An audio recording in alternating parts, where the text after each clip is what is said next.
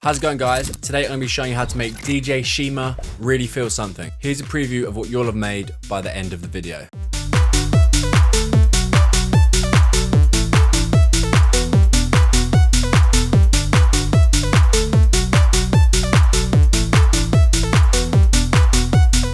Great, let's firstly start with the bass.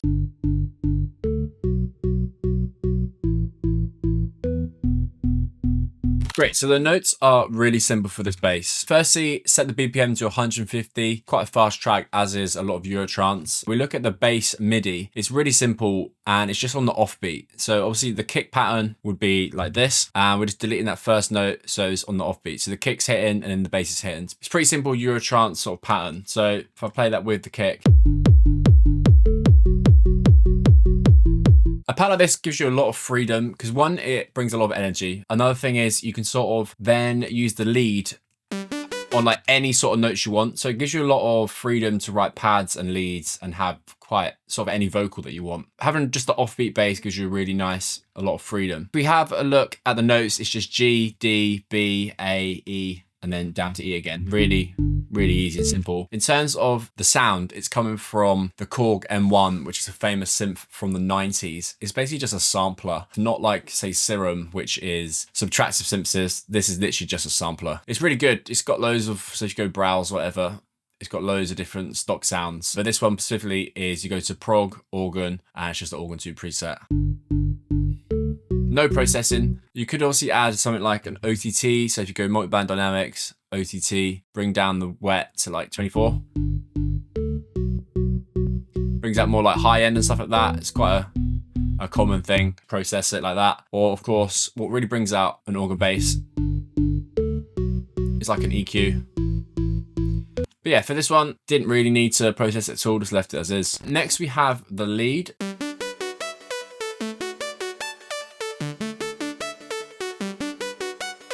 Really nice lead. As you can see, the MIDI is kind of absolutely everywhere. We're in the key of G major. It's quite sporadic. It's sort of one of them where you just sit here for a while, try and get the right pattern, and just sort of make it up.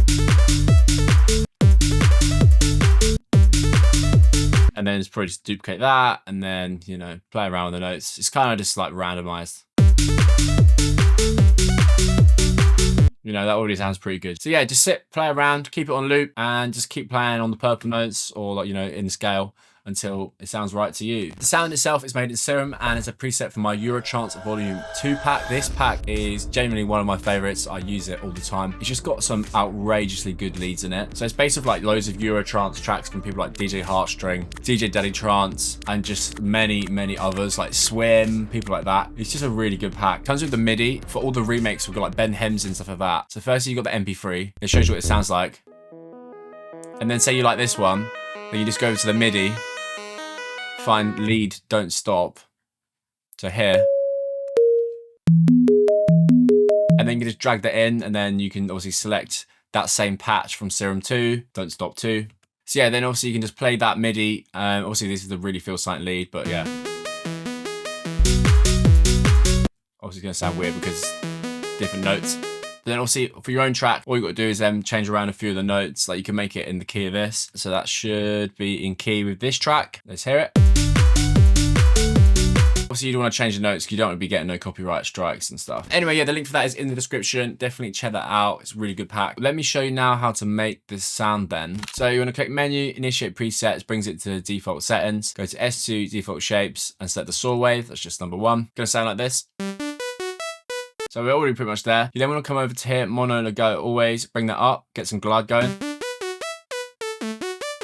Turn that filter on, MG 6, bring the cutoff down to 192, go to envelope 1, bring that down so it's sort of pluck, like so. Drag that over on here, all the way to the top. It's gonna sound like this. But yeah, make sure you got this dialed in, add a bit of release, 165, doesn't really matter. And then go to the effects, turn a nice Hall reverb, so make sure it's Hall. 29%.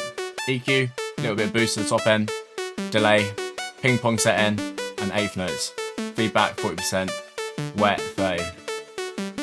Pretty simple sound, but it sounds amazing, right? And lastly, we have the drums.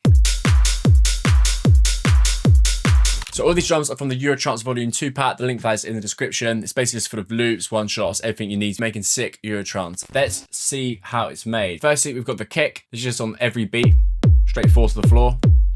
Then we've got an open hat on every offbeat. Just on the offbeat here.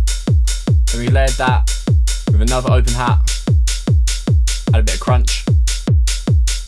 Then we've got this little shaker. You can see the velocities down here. I've manually moved them up and down, so they're sort of adding a bit of rhythm. On this as well, I've added a chorus ensemble and a side chain to the kick and an auto pan, which is making it go left to right. So if I just solo that, it's going left to right. And there's a nice bit of sort of like chorus phasing happening from this. Then clap, just standard clap with a bit of reverb, and then another clap with a lot more power behind it. And I use this Valhalla vintage verb. You could just use the same reverb I'm using here, really doesn't matter.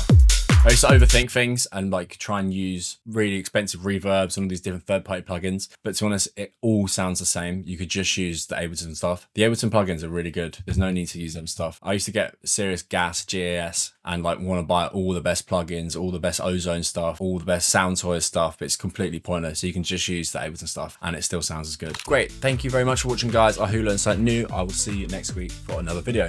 Cheers.